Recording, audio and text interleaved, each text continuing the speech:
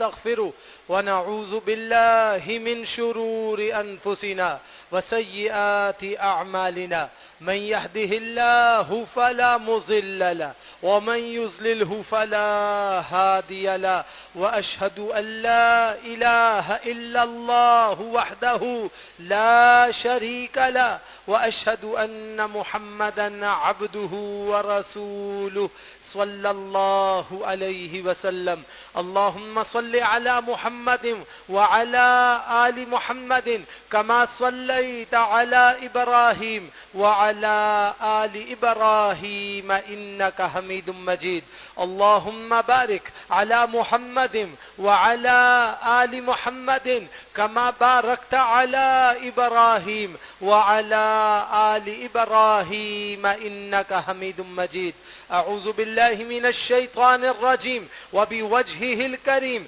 وسلطانه القديم من الشيطان الرجيم من حمده ونفخه ونفثه بسم الله الرحمن الرحيم يا أيها الذين آمنوا اتقوا الله حق تقاته ولا تموتن إلا وأنتم مسلمون يا أيها الذين آمنوا اتقوا الله وقولوا قولا سديدا يصلح لكم أعمالكم ويغفر لكم ذنوبكم ومن يطع الله ورسوله فقد فاز فوزا عظيما يا أيها الناس اتقوا ربكم الذي خلقكم من نفس واحدة وخلق منها زوجها وبث منهما رجالا كثيرا ونساء واتقوا الله الذي تساءلون به والأرحام إن الله كان عليكم رقيبا وقال النبي صلى الله عليه وسلم فإن خير الحديث كتاب الله وخير الحدي حدي محمد صلى الله عليه وسلم وشر الأمور محدثاتها وكل محدثة بدعة وكل بدعة ضلالة وكل ضلالة في النار أما بعد قال النبي صلى الله عليه وسلم كن في الدنيا كأنك غريب أو عابر سبيل وقال الله سبحانه وتعالى في سورة البقرة أعوذ بالله من الشيطان الرجيم وتزودوا فإن خير الزاد التقوى أما بعد انتہائی مختصر سی حمد اور صلوات کے بعد صحیح بخاری کی روایت ہے اللہ کے پیارے نبی جناب محمد الرسول اللہ صلی اللہ علیہ وسلم نے اپنے ماننے والوں کو حکم دیا کہ دنیا میں اس طرح رہیں جیسے رہنے کا حق ہے. دنیا میں کیسے رہنے کا حق ہے؟ فرمایا کن فی الدنیا کأنک غریب او عابر سبیل. دنیا میں رہنے کے دو انداز ہیں. پہلا انداز تو یہ ہے کہ انسان دنیا میں اجنبیت میں رہے. اجنبیت کا مطلب یہ ہے کہ جو جائز ضرورت ہے اس کے سوا دنیا میں دل نہ لگائے, دنیا کی چاہتوں میں اپنے آپ کو داخل نہ کرے. دنیا کی جو چاہتے اور لذتیں اسے اپنی طرف کھینچتی ہیں اس سے جہاں تک ممکن ہو سکے جو بچنے کی راہ اختیار کرتے ہوئے انسان کے لیے ممکن ہو اس سے انسان بچنے کی کوشش کرے. او عابر سبیل, یا راستے کے مسافر کی طرح دنیا کو گزارے کہ مجھے تو اپنا سفر پورا کرنا ہے اور مجھے ہمیشہ یہاں نہیں ٹھہرنا ہے, لہذا جب مجھے اپنا سفر پورا کرنا ہے تو اپنا سفر پورا کرنے کے واسطے اور اپنی ضروریات پوری کرنے کے واسطے دنیا کو حاصل کرے. اس کے سوا دنیا کو عارضی متاع سمجھے اور یہاں سے نکلنے کی فکر کرے. محدثین رحمہ اللہ نے اس حدیث کی بہت عجیب تشریح کی ہے. اس میں سے ایک تشریح اور ایک نقطہ یہ بھی بیان کیا گیا ہے کہ کن فی الدنیا کأنک غریب کا مطلب یہ ہے کہ آپ دنیا میں ایسے ہو جائیے کہ آپ کو صرف اپنے زاد راہ کی فکر ہو کہ جو آپ کو دنیا میں گزارنے کے اسباب مطلوب ہیں وہ آپ کے پورے ہو جائیں. او عابر سبیل, یا آپ اس طرح ہو جائیں کہ آپ کو زاد راہ کی بھی فکر نہ ہو, بس جو انتہائی ضرورت ہے اس انتہائی ضرورت کو آپ پورا کرنے کی جد و جہد میں ہو اور اس کے علاوہ آپ اللہ سبحانہ و تعالی کی طرف فکر کریں، اللہ کے بتائے ہوئے آخرت کے دین کی طرف فکر کریں، اللہ کے بتائے ہوئے بہترین انجام کی طرف فکر کریں۔ اس کا معنی ہرگز یہ نہیں کہ دنیا کو چھوڑا جائے، کاروبار کو چھوڑا جائے، صوفی بن کے بیٹھا جائے اور تاریخ دنیا ہو جائے، اس کا مطلب یہ نہیں۔ اس کا مطلب یہ ہے کہ دنیا کو اتنا کمائیے جتنا کمانے کا حق ہے، اور اللہ سبحانہ و تعالیٰ کے لیے وہ وقت بچا کے رکھیے جو اللہ سبحانہ و تعالیٰ کا حق ہے، تاکہ ایک دوسرے کے حقوق کی تلفی نہ ہو، اور اللہ سبحانہ و تعالیٰ کے بتائے ہوئے طریق کے مطابق آپ اچھے اسلوب کے ساتھ زندگی گزارنے کے اہل ہو سکیں۔ سورہ بقرہ آیت نمبر 197، اللہ سبحانہ و تعالیٰ فرماتا ہے وَتَزَوَّدُوا فَإِنَّ خَيْرَ الزَّادِ التَّقْوَى۔ یہ یوں تھا، الزادی الگ تقوی الگ، یہ تقوی اصل میں خبر ہے۔ یہاں پہ اللہ سبحانہ و تعالیٰ اس نقطے کی طرف اشارہ فرما رہا ہے کہ تم اپنا زاد راہ دنیا میں اتنا سامان جمع کر لو جو تمہاری ضرورت کے لیے ہے۔ وہ ضرورت کی چیز کیا ہے؟ وہ ضرورت کی چیز اصل میں وہ پرہیزگاری ہے جس کا بدلہ اللہ کے ہاں تمہیں ملنے والا ہے، لہذا تم اللہ سبحانہ و تعالیٰ کے ہاں پرہیزگاری کے راستے کو جمع کر لو تو اللہ سبحانہ و تعالیٰ تمہارے لیے خیر کا دریچہ کھولے گا۔ سورۃ الکہف آیت نمبر 103 اور 104، اللہ سبحانہ و تعالیٰ ارشاد فرما رہا ہے قل هل ننبئکم بالاخسرین اعمالا، اے اللہ کے نبی آپ ان کو کہیے کہ میں تم کو نہ بتاؤں ان لوگوں کے بارے میں کہ جن کے اعمال نے ان کو خسارے میں ڈال دیا اور نقصان میں ڈال دیا۔ الذین ضل سعیہم، یہ وہ لوگ تھے کہ جن کی محنتیں ضائع ہو گئیں فی الحیات الدنیا، اس دنیا کی تھوڑی سی زندگی میں، وہم یحسبون انہم یحسنون صنعا، اور وہ یہ سمجھتے رہے کہ وہ تو بہت اچھے اعمال کر رہے ہیں، نیکی اور خیر خواہی کے اعمال کر رہے ہیں، جبکہ حقیقت میں یہ دنیا کے خسارے میں وہ ایسے مبتلا ہو گئے کہ ان کے پاس بچت کا کوئی راستہ نہیں تھا۔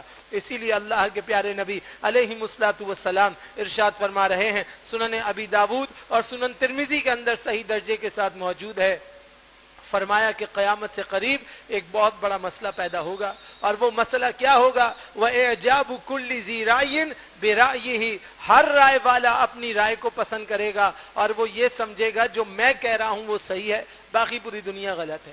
ہر شخص اپنی بیان کردہ توجیحات پر، اپنی بیان کردہ تشریحات پر، اپنے بیان کردہ عقدے پر ٹک جائے گا اور دوسروں کی نفی پہ تل جائے گا کہ ساری دنیا غلط ہے اور میں صحیح ہوں، جبکہ حقیقت ایسی نہیں ہے۔ صحیح وہی ہے جو ما ثبت باللہ ہے، ما ثبت بالنبی ہے، ما ثبت بالشریعہ ہے، ما ثبت بالدین محمدی ہے صلی اللہ علیہ وسلم۔ اس کے سوا جو کچھ ہے وہ سب آراء ہیں، سوچ ہے، فکر ہے، تدبر ہے، تفقہ ہے، انسان کے استنباطات ہیں، انسان کے اجتہادات ہیں، انسان کے تفقہات ہیں، لیکن حقیقت اٹل وہی شے اصل ہے جو قرآن اور سنہ ہے۔ اسی لیے فرمایا کہ وَإِعْجَابُ كُلِّ ذِي رَأْيٍ بِرَأْيِهِ، قرب قیامت ہر شخص اپنی رائے کو پسند کرے گا اور اسی پر قائم رہنے کی کوشش میں لگا رہے گا کہ جو میں سمجھتا ہوں بس میں وہ کروں، باقی سب کچھ غلط ہے، جبکہ یہ بات صحیح نہیں۔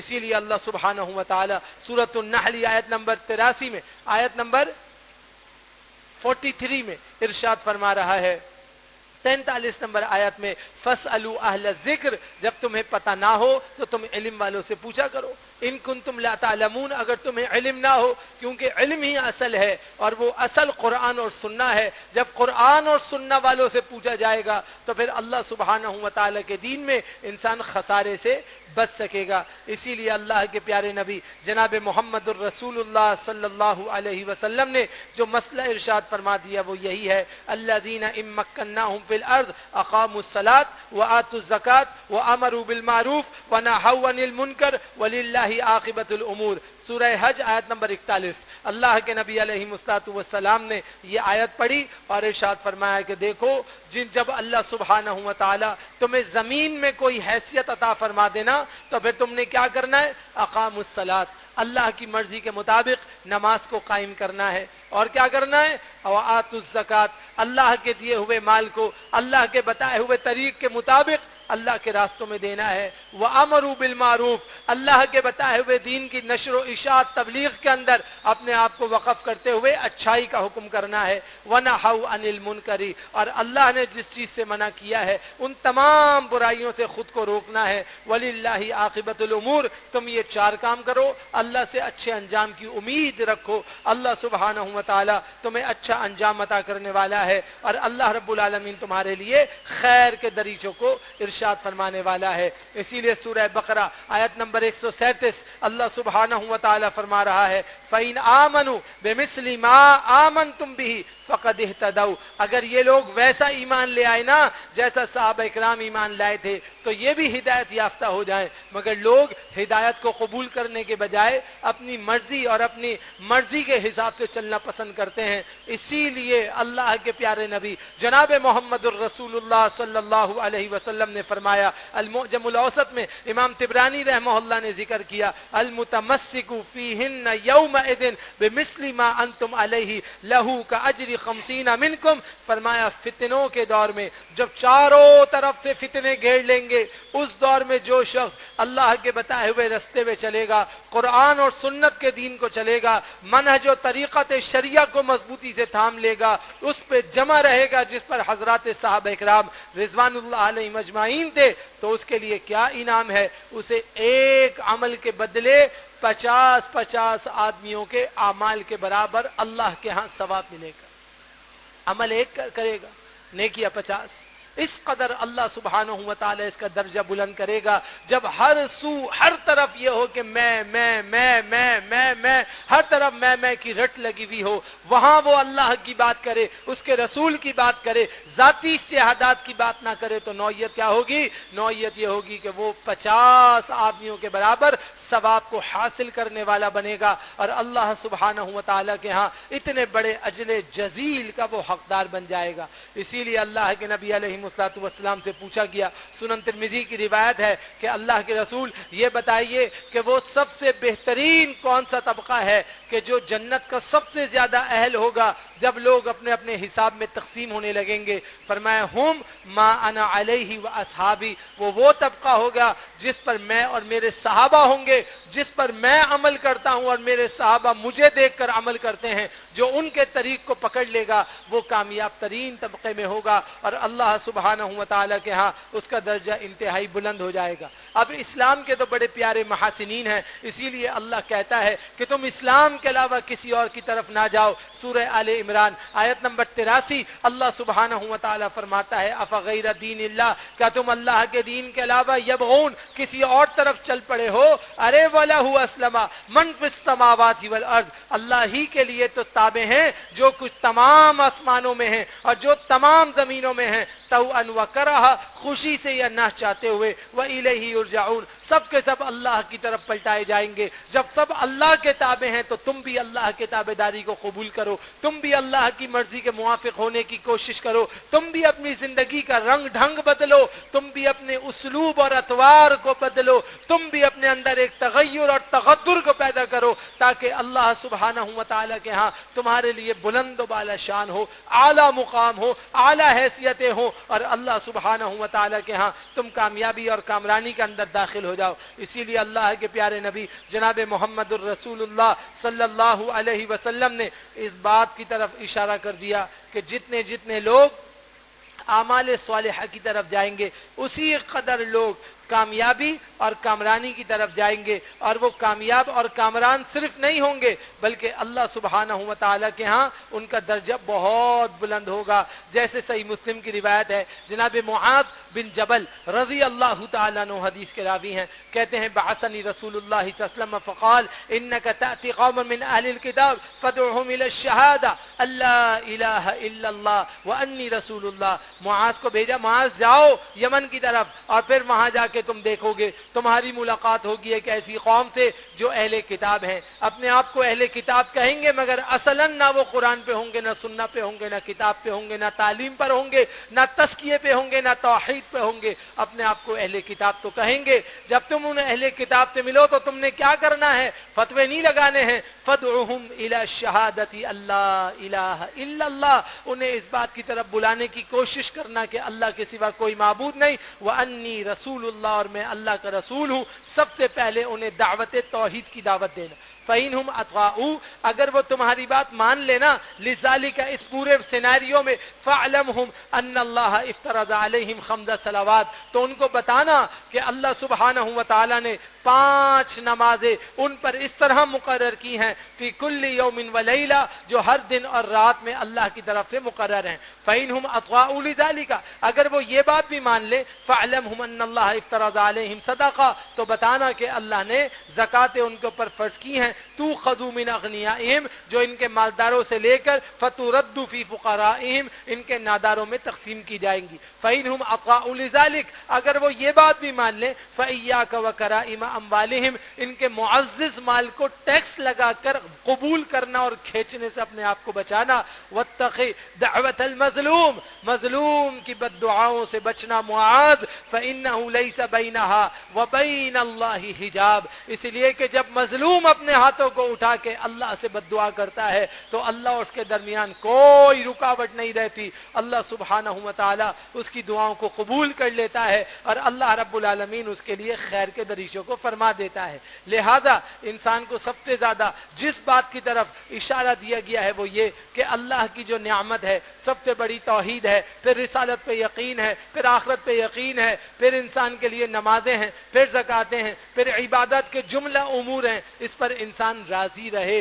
جب تک انسان راضی نہیں رہے گا اس وقت تک اللہ کے ہاں اس کے لیے نعمت کے دریچے نہیں کھلیں گے. صحیح مسلم کی روایت ہے، سنن ترمذی کے اندر بھی موجود ہے، جناب عباس ابن عبد المطلب رضی اللہ تعالیٰ عنہ، اللہ کے رسول کے چچا ہیں، وہ بیان کرتے ہیں انہ سمع رسول اللہ، کہ انہوں نے اللہ کے پیارے نبی جناب محمد الرسول اللہ صلی اللہ علیہ وسلم سے سنا، فرماتے تھے ذاق طعم الایمان، وہی آدمی ایمان کا ذائقہ چکھ سکتا ہے جس کے اندر 3 صفات پیدا ہو جائیں. پہلی صفت کیا ہے؟ من رضی باللہ ربا، اپنے رب کو رب مان کر، اللہ مان کر، خالق مان کر راضی ہو جائے، اللہ کی ہر بات پہ راضی ہو جائے، اللہ سے ایسی دوستی لگائے کہ ہر چیز میں خیر کا پہلو نکالے. وبالاسلام دینا، اور اسلام کو دین مان کے راضی ہو جائے. وبمحمد رسولا، اور محمد صلی اللہ علیہ وسلم کو اللہ کا آخری بندہ اور اللہ کا آخری رسول مان کر راضی ہو جائے. مان لے کہ وہ اللہ کے بندے ہیں، مان لے وہ اللہ کے آخری رسول ہیں.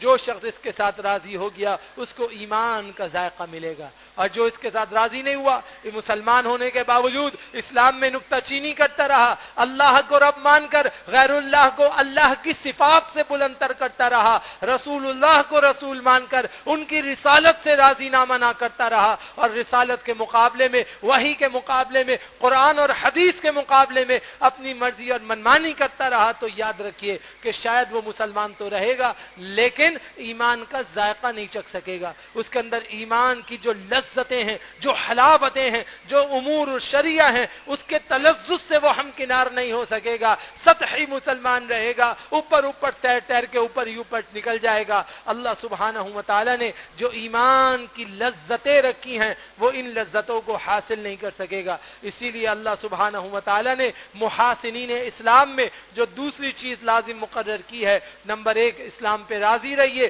دوسرا استقامت فی الدین اختیار کیجئے، استقامت اختیار کیجئے. استقامت کیا ہے؟ ان الذین قالوا، بے شک وہ لوگ جنہوں نے یوں کہہ دیا ربنا اللہ، کہ ہمارا اللہ ایک اللہ ہے، ہم ایک اللہ کو ماننے والے ہیں. ثم استقاموا، پھر دائیں بائیں مندروں پہ نہیں گئے، مختلف قسم کے مقابر پہ نہیں گئے، مختلف قسم کے امور میں نہیں گئے، مختلف قسم کی سختیوں میں نہیں گئے، بلکہ اللہ سبحانہ و تعالیٰ کے بتائے ہوئے طریق میں رہے. ثم استقاموا، پھر اپنی جگہ پہ اٹل رہے، ڈٹے رہے، تو پھر اللہ فرماتا ہے تتنزل علیہم الملائکہ، میں ان پر پے در پہ فرشتوں کی ٹولیاں نازل کرتا ہوں، اور حکم کیا کرتا ہوں؟ اللہ تخافوا ولا تحزنوا، اللہ کہتا ہے کہ کوئی ڈرنے کی بات نہیں، اللہ تمہیں بچا لے گا. ولا تحزنوا، قیامت کے دن کسی قسم کے غم میں مبتلا ہونے کی ضرورت نہیں، اللہ تمہیں بچا لے گا. وابشروا بالجنہ، اللہ کہتا ہے فرشتوں کو ان کو جنت کی بشارتیں سناؤ، التی کنتم توعدون، جس کا ایمان والو تم سے وعدہ کیا گیا ہے. لیکن یہ کب ہوگا؟ جب استقامت فی الدین اختیار کی جائے. ہماری طرح نہیں، ایک دن نماز پڑھی دوسرے دن نماز نہیں پڑھی، ایک دن پانچوں وقت کی نماز کا اہتمام کیا دوسرے دن ایک نماز کھا گئے، پھر ایک اور نماز کھا گئے، پھر ایک دن جو ہے وہ عمل صالحہ کی کثرت کی، دوسرے دن جو ہے وہ پھر چھوڑ دی، نوافل روزوں کا اہتمام کیا پھر دوسرے ہفتے چھوڑ دیا۔ یہ مناسب عمل نہیں۔ مناسب عمل کیا ہے کہ جب آپ نے دین کے لیے کام شروع کیا تو پھر آپ ہمت سے اس کام کو کرتے چلے جائیں۔ یہاں پر ایک بہت بڑا اعتراض پیدا ہوتا ہے، اور وہ یہ کہ ایک آدمی ہے کبھی کبھی دین کا شوق اس کے اندر پیدا ہو جاتا ہے، وہ کبھی کبھی دین کی کوشش کرنا چاہتا ہے، تو جب تک اسے مستقل مزاجی حاصل نہیں ہو رہی کیا وہ دین کا کام نہ کرے، انتظار میں بیٹھا رہے کہ جب مجھے مستقل مزاجی حاصل ہوگی میں جب کروں گا ورنہ نہیں کروں گا؟ نہیں، ایسی بات نہیں۔ جتنی توفیق حاصل ہے اس عمل کو کرتا جائے، باقی کے لیے اللہ سے رو رو کے مدد مانگتا رہے، اللہ سے فریاد رسی کرتا رہے، اللہ سے مطالبہ خیر کرتا رہے، اللہ سے فریاد رسی کر کر جب اللہ کے آگے سربہ سجود ہوگا تو پھر یقیناً اللہ سبحانہ و تعالی کے ہاں اس کا درجہ بہت بلند ہو جائے گا اور کامیابی اور کامرانی کے اندر وہ داخل ہو جائے گا۔ اسی لیے استقامت فی الدین کی بہت ضرورت ہے۔ ایمان والے جب تک مستقل مزاج نہیں ہوں گے اس وقت تک اللہ سبحانہ و تعالی کے ہاں ان کے لیے خیر کا دریچہ نہیں کھلے گا۔ اسی لیے صحیح مسلم کے اندر روایت موجود، سنن ترمذی کے اندر بھی موجود، فرمایا جناب سفیان ابن عبداللہ الثقفی رضی اللہ تعالیٰ عنہ حدیث کے راوی ہیں، کہتے ہیں میں نے کہا یا رسول اللہ صلی اللہ علیہ وسلم قل لی فی الاسلام قولا لا اسأل عنہ احدا بعدک، مجھے اسلام کے بارے میں ایسی تسلی بخش بات بتا دیجئے کہ آپ کے بعد مجھے کسی اور سے پوچھنے کی کوئی ضرورت ہی نہ پیش آئے۔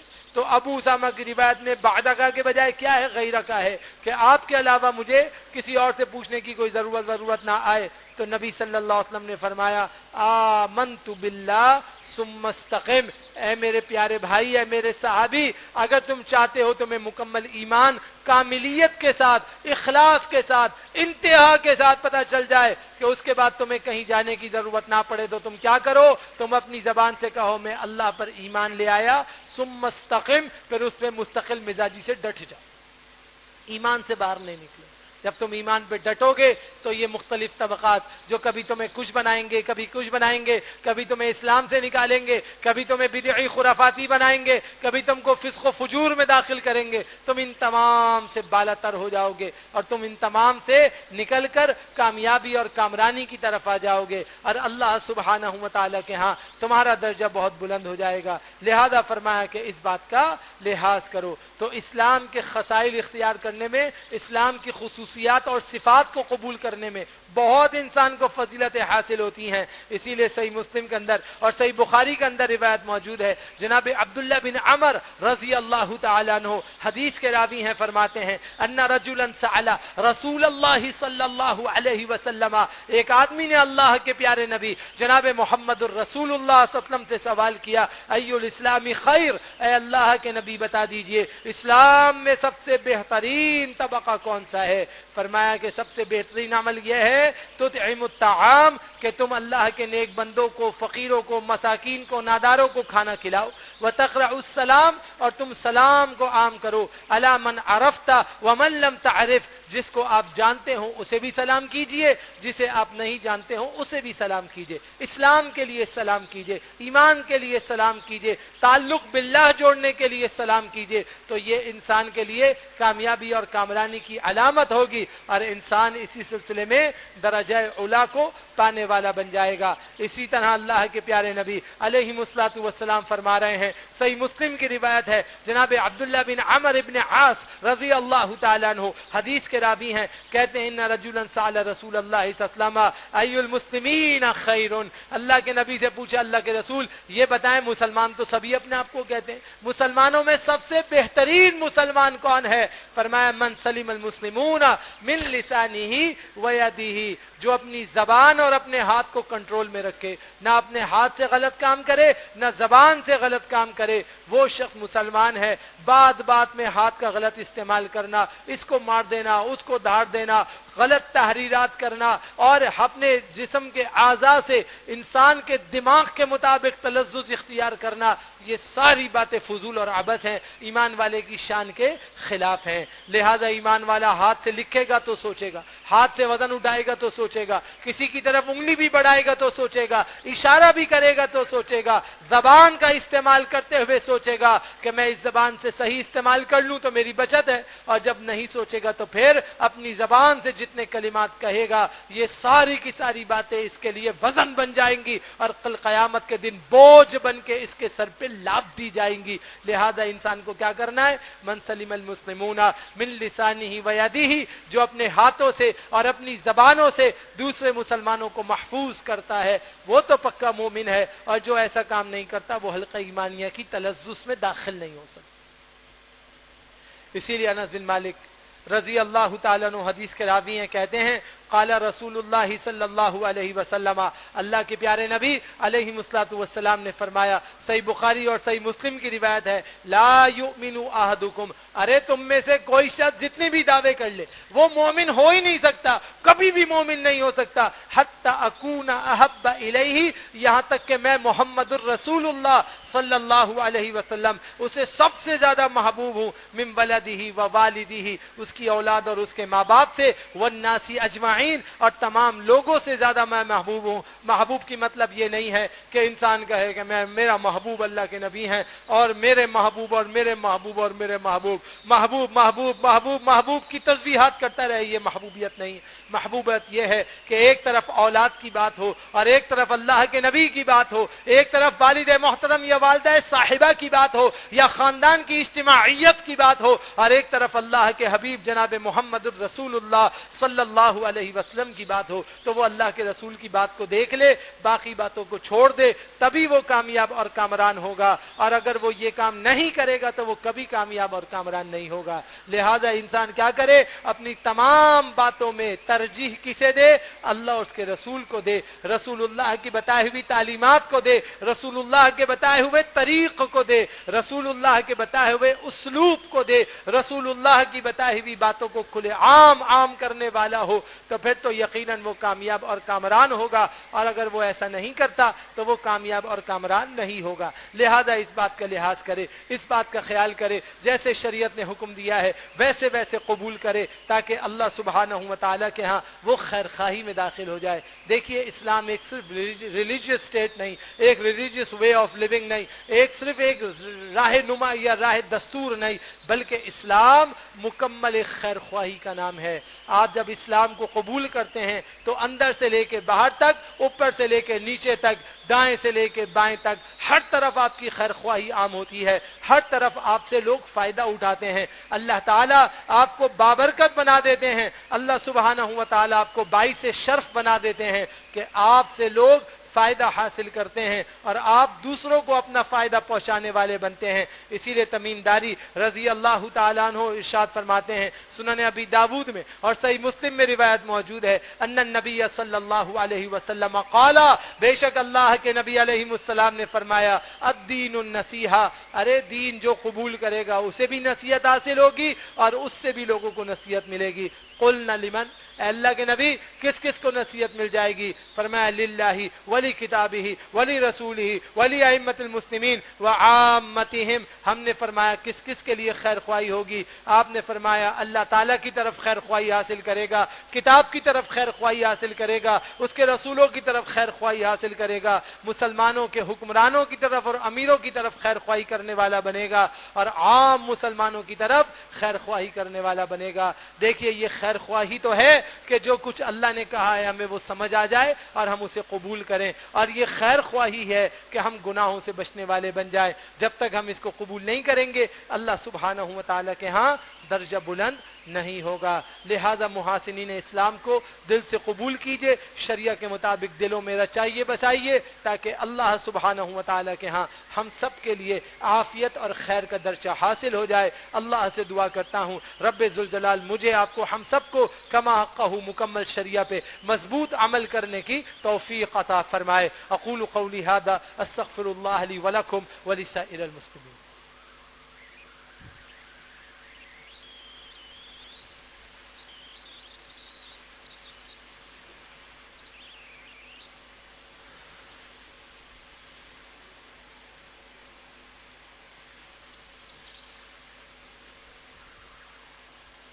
الحمد لله الحمد لله نحمده ونستعينه ونستغفره ونعوذ بالله من شرور أنفسنا وسيئات أعمالنا من يهده الله فلا مضل له ومن يضلله فلا هادي له وأشهد أن لا إله إلا الله وحده لا شريك له وأشهد أن محمدا عبده ورسوله صلى الله عليه وسلم. اللهم لا مانع لما آتيت ولا معطي لما منعت ولا ينفع ذا الجد منك الجد. اللہ کے پیارے نبی جناب محمد الرسول اللہ صلی اللہ علیہ وسلم فرما رہے ہیں وعن ابن عمر رضی اللہ تعالی عنہ قال النبي صلى الله عليه وسلم او ان النبي صلى الله عليه وسلم قال اذا كفر الرجل اخاه فقد باء بها احدهما صحیح المسلم. اما بعد، مختصر سی حمد اور صلوات کے بعد صحیح مسلم کی روایت ہے جناب عبداللہ ابن عمر رضی اللہ تعالی عنہ ایک مسلمان کے لیے ایک بنیادی بات ارشاد فرما رہے ہیں. فرمایا اذا اکفر الرجل اخاہ، ایک آدمی مسلمان ہے جیسا تیسا ہے، نام لیوا مسلمان ہے، نام لیوا مسلمان ہے، اپنے آپ کو مسلمان کہتا ہے، اندر سے ہے نہیں ہے، یہ تمہارا مسئلہ نہیں ہے میرے بھائیوں، یہ معاملہ اللہ کا اور اس کا ہے. تم اپنے مسئلے میں رہو، دوسروں کے دلوں میں جھانکنے کی کوشش نہ کرو. آپ سے بہت معتبر تھے وہ صحابی جن کو خالد بن ولید کہتے ہیں، سیف من سیوف اللہ ان کا لقب ہے، اللہ کی تلواروں میں سے ایک تلوار ہے. ایک شخص پہ تلوار اٹھائی، صحیحین کی روایت ہے، سنن اربعہ کے اندر بھی موجود ہے. اس نے جھٹ تلوار دیکھی اور پڑھ کہا اشہد ان لا الہ الا اللہ واشہد ان محمدا عبدہ ورسولہ. خالد بن ولید نے تلوار اٹھائی، اس کے اندر گھسا دی، اسے قتل کر دیا. اللہ کے نبی علیہ السلام کے پاس صحابہ پہنچ گئے، کہا جی ایک شخص نے کلمہ پڑھ لیا تھا، انہوں نے پھر بھی قتل کیا. رسول اللہ صلی اللہ علیہ وسلم نے خالد بن ولید رضی اللہ عنہ کو بلا کے کہا خالد یہ بتاؤ کہ تم نے اس کو کیوں مارا، کس وجہ سے مارا؟ ہم نے تمہیں امیر اس لیے تو نہیں بنایا کہ تم لوگوں کا خون بہاتے پھرو. کہا خالد بن ولید رضی اللہ عنہ نے اللہ کے رسول وہ کوئی مسلمان نہیں ہوا تھا، صرف موت کے ڈر سے اس نے کلمہ پڑھا، باقی اس کے دل میں کوئی ایمان نہیں تھا، مسلمانوں کو بہت تکلیف پہنچانے والا بڑا کافر تھا.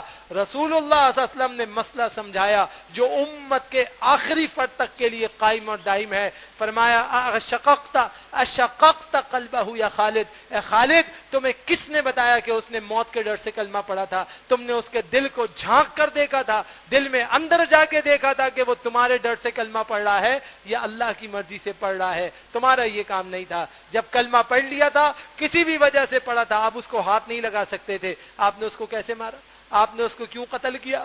جناب خالد بن ولید کہتے ہیں اللہ کے رسول بار بار یہی بات کہے جا رہے تھے شققت قلبہ، کیا تم نے اس کے دل کو پھاڑ کے دیکھا تھا قتل کرنے سے پہلے؟ کل وہ اللہ کے ہاں آ جائے گا اور اللہ کے ہاں کھڑا ہو جائے گا کہ اس نے مجھے ناحق قتل کیا. خالد تم اس کو کیا جواب دو گے؟ اور اللہ کے ہاں تمہارے پاس کوئی جواب نہیں ہوگا. خالد بن ولید اتنا بڑا صحابی، اتنا بڑا صحابی، اتنا بڑا صحابی، وہ کہتے ہیں کہ میرا دل چاہا کہ میں آج ہی مسلمان ہوا ہوتا اور یہ کام مجھ سے نہیں ہوتا. اسی طرح اللہ کے نبی علیہ السلام فرما رہے ہیں، صحیح مسلم کی روایت ہے، عبداللہ ابن عمر رضی اللہ تعالیٰ عنہ حدیث کے راوی ہیں، اذا اکفر الرجل اخاہ فقد باء بها احدهما. فرماتے ہیں اللہ کے نبی نے فرمایا جب آدمی اپنے کسی بھائی کو کافر کہہ دینا اور وہ کافر نہ ہو تو دونوں میں سے کوئی ایک کفر کی طرف واپس پلٹتا ہے. آپ کہتے ہیں فلاں تو کافر ہے، سارے کے سارے کافر، کافروں کی جماعت وہ ہے یا نہیں ہے؟ اب آپ نے جس کی طرف اشارہ کیا ہے یا تو وہ کافر ہو کے پلٹے گا یا میں کافر ہو کے پلٹوں گا. اب آپ سوچئے کہ آپ کی نیکیاں تو اتنی تھی اور گناہ اتنے بھاری اور اتنے پکے کہ جو نیکیاں ہیں وہ بھی ختم. تو ہم کس زاویے میں جا رہے ہیں؟ یہ اسلام کا محاسن نہیں ہے. اسلام نے تو برے کو بھی پیار سے تبدیل کرنے کا حکم دیا، برائی کو برائی سے کاٹنے کا حکم نہیں دیا، برائی کو پیار سے کاٹنے کا حکم دیا. ہم میں سے بہت سے لوگ یہ سمجھتے ہیں کہ جب کوئی سامنے والا نہ سمجھ رہا ہو سختی کرو، تشدد کرو، یہ کرو وہ کرو، یہ مار دو وہ مار دو، پاٹ دھاڑ کر دو اور فلاں فلاں فلاں فلاں عمل کرنے والے بن جاؤ. اللہ کے پیارے نبی ان سب کو ڈینائیڈ کرتے ہیں، ان تمام سے روکتے ہیں اور فرماتے ہیں یہ کام نہیں کرو. اپنے کسی بھائی کو کافر کہنے کی جرت بھی نہیں کرتے.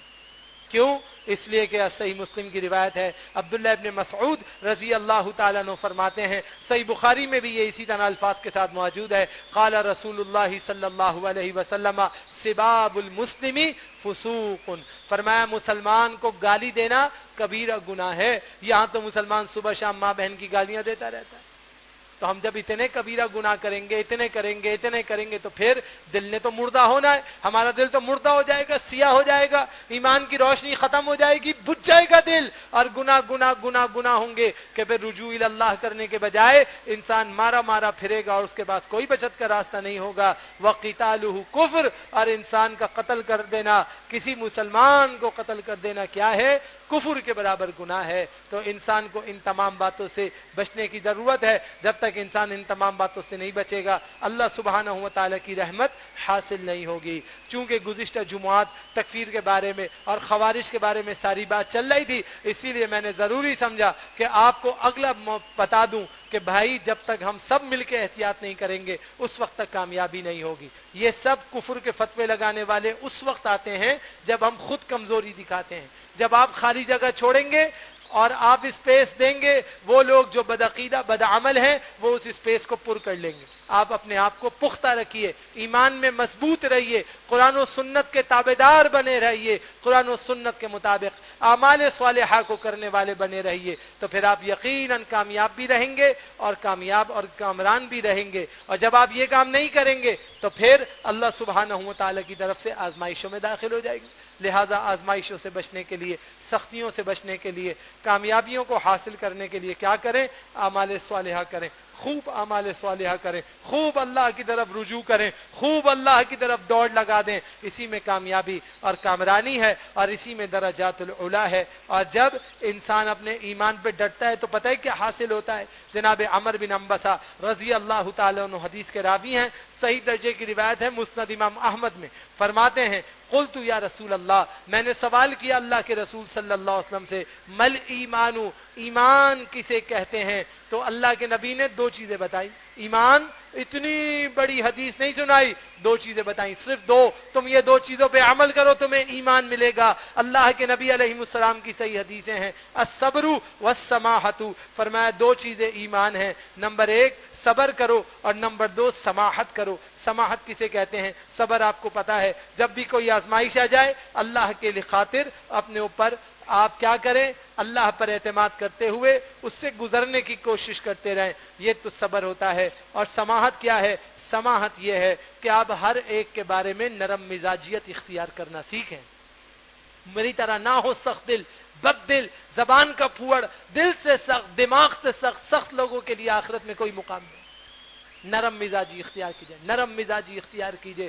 اللہ کے نبی اگر نرم مزاج نہ ہوتے کبھی جہاد میں یہ حکم نہ دیتے کہ کوئی عورت اور بچے پر ہتھیار نہیں اٹھائے گا جب تک وہ تمہارے خلاف ہتھیار نہ اٹھائیں، ان کے خلاف کبھی ہتھیار نہ اٹھانا۔ وہ لوگ تھے، ان کا خاندان تھا جنہوں نے اللہ کے نبی علیہ السلام کو کون سی ایسی تکلیف ہے جو نہ دی ہو، لیکن اللہ کے نبی علیہ السلام نے اعلان کیا جاؤ معافی ہے، جاؤ معافی ہے، جاؤ معافی ہے، ساروں کے لیے معافی ہے۔ اتنا نرم مزاج ہونا کیوں سکھایا؟ اتنا نرم مزاج ہونا اس لیے دکھایا کہ دین نرم مزاجیت سے پھیلتا ہے، سخت گو ہونے سے اور سخت روح ہونے سے نہیں پھیلتا۔